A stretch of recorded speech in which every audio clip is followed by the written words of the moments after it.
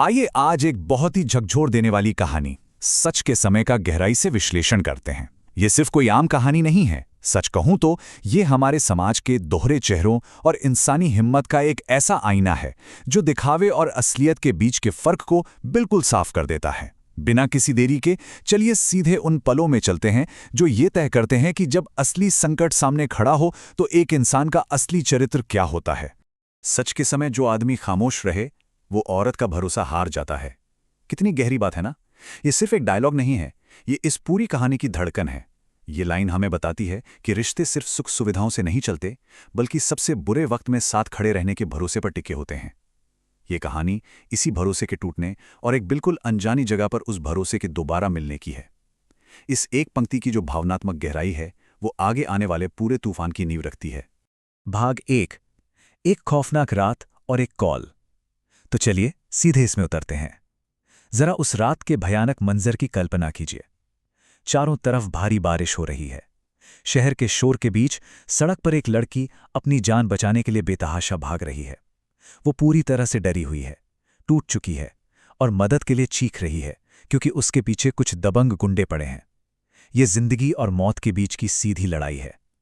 डर का माहौल इतना घना है कि सच में सांसें रुक जाएं। देखिए कि घटनाक्रम कितनी तेजी से बदलता है।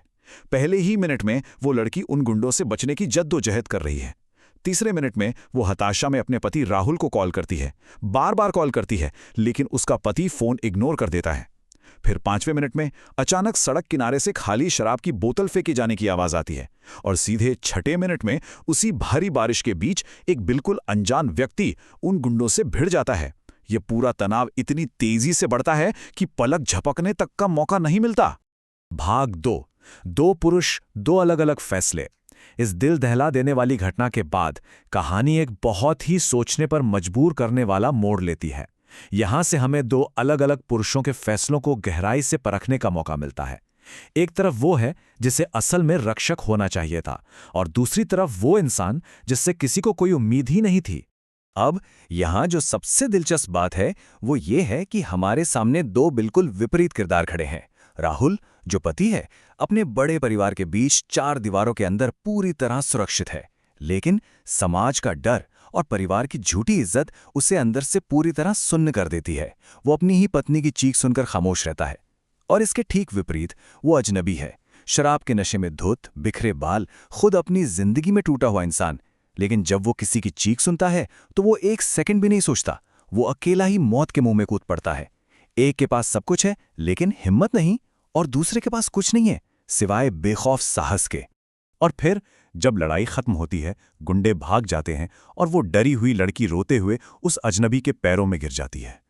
तब वो अजनबी उसे उठाता है और कहता है, औरत को बचाना एहसान नहीं होता, मर्द होने की पहली पहचान होती है। जरा सोचिए, ये शब्द उस इंसान के हैं जिसे दुनिया सिर्फ एक शराबी मानती है। उसका बाहरी रूप भले ही बिखरा हुआ हो, लेकिन उसका ज़मीर, उसका नैतिक कंपस एकदम सटीक और मजबूत है। लेकिन सड़क पर लड़ाई खत्म होने के बाद एक और खामोशी शुरू होती है, और सच मानिए ये खामोशी बहुत भारी है। लड़की की जान तो बच गई है, लेकिन अब समाज चुप है, उसका अपना सगा परिवार चुप है, और सबसे बड़ी बात, उसका पति चुप है। ये सन्नाटा उस बारिश वाली रात के गुंडों से भी ज्यादा खतरनाक है, क्योंकि ये उन लोगों की खामोशी है जिन्हें सुरक्षा की ढाल बनना चाहिए था। ये समाज की वो भयानक उदासीनता है जो किसी को भी अंदर तक तोड़ कर रख दे। भाग 3, अदालत और एक खामोश समाज। आइए आगे बढ़ते हैं। अब हमारी कहानी का बैकड्रॉप सड़क की बारिश से हटकर अदालत के ठंडे, रूखे कमरों में पहुंच जाता है। सड़क की हिंसा अब कानूनी दावपेच और समाज की चुभती नजरों का रूप ले चुकी है। अदालत की इन सुनवाइयों में इस समाज का सबसे कड़वा चेहरा सामने आता है। जो पति था वो तो कहीं नजर ही नहीं आता, लेकिन वो अजनबी इंसान हर एक तारीख पर मजबूती से खड़ा रहता है। ये कितनी बड़ी विडंबना है ना। जिस समाज ने उस लड़की को मरने के लिए सड़क पर छोड़ दिया था, वही समाज अब उस रक्षक को पागल, शराबी और गुंडा कहकर बुला रहा है। लेकिन इन सबके बीच उस लड़की को एक बहुत बड़ा सच दिख जाता है। इस पूरी भीड़ में सिर्फ वही एक इंसान है जो किसी से डरता नहीं है, जो सच में बहादुर है। समाज उसी को सबसे ज्यादा नकार रहा है। फिर अदालत के बाहर वो भावुक पल आता है जब वो अपने पति से टकराती है और वो एक ऐसा सवाल पूछती है जो सीधा रूह में उतर जाए, जब मैं अकेली थी तब तुम कहाँ थे? ये सवाल सिर्फ उस एक खौफनाक रात के बारे में नहीं है, ये उन दोनों के पूरे वैवाहिक जीवन और उस रिश्ते के वजूद पर ही एक बहुत बड़ा प्रश्न चिन्ह लगा देता है। और ये बात बहुत ही शानदार तरीके से दर्शाती है कि कैसे लोग अपनी कायरता को जिम्मेदारियों का झूठा नाम दे देते हैं। पति नजरें झुकाकर बस इतना कहता है, मैं परिवार और सच के बीच फंस गया था। कितना कमजोर बहाना है ना ये साफ दिखाता है कि कैसे समाज और परिवार का तथाकथित दबाव एक इंसान को उसके सबसे बुनियादी नैतिक फर्ज से भटका देता है। उसने सच का साथ देने के बजाय उन खोखली सामाजिक मर्यादाओं को चुना। भाग 4, सच के समय का फैसला। अब हम इस कहानी के बिल्कुल चरम बिंदु पर हैं, जहां सब कुछ साफ होने वाला है। ये आखिरी सुनवाई का दिन है, एक ऐसा दिन जो हमेशा के लिए हर किसी की जिंदगी बदलने वाला है। अदालत का फैसला आता है और जीत पूरी तरह से उस लड़की की होती है। पूरा कोर्टरूम तालियों से गूंज उठता है। यह सत्य और साहस की एक बहुत बड़ी जीत है। लेकिन तभी एक बहुत ही अजीब सी बात होती है। जो पति पूरे समय डर के मारे बिल में छिपा बैठा था, वो अब जीत के सुरक्षित पल में आगे आता है और एक और मौका मांगता है। वो उस रिश्ते पर अपना हक जताना चाहता है जिसे वो बहुत पहले ही खुद खत्म कर चुका था। लेकिन इस बार उस लड़की की आवाज में कोई कंपन नहीं है। वो पूरी दृढ़ता के साथ कहती है, पत्नी को सिर्फ घर नहीं चाहिए होता, उसे एक ऐसा साथी चाहिए जो डर के समय भी उसके साथ खड़ा रहे। एकदम सटीक। ये एक सच्चे सशक्तिकरण का क्षण है। यहाँ जीवन साथी शब्द की पूरी परिभाषा ही बदल दी गई है। सुरक्षा का मतलब सिर्फ 4 दीवारों का मकान नहीं होता, बल्कि वो भरोसा होता है जो खौफ के पलों में ढाल बन सके।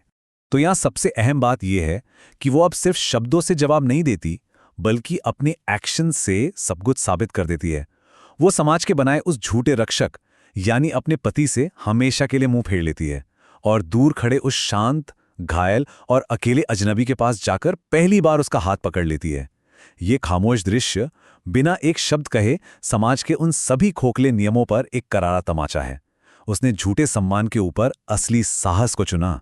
तो अंत में एक बहुत ही चुभता हुआ सवाल हमारे सामने खड़ा हो जाता है। क्या ये समाज उस इंसान की सच्ची हिम्मत को नहीं देख पाता जो अपनी जान पर खेलकर किसी की रक्षा करता है? क्या हम सिर्फ महंगे कपड़े, बड़ी पारिवारिक पृष्ठभूमि और सम्मानजनक दिखने वाले दिखावे को ही सब कुछ मान लेते हैं? ये कहानी हमें बहुत गहराई से सोचने पर मजबूर करती है कि हमारे आसपास के लोग वास्तव में कितने सच्चे हैं और क्या हम खुद सच के समय डटकर खड़े होने की हिम्मत रखते हैं? ये सवाल मैं यहीं छोड़ता हूं विचार करने के लिए।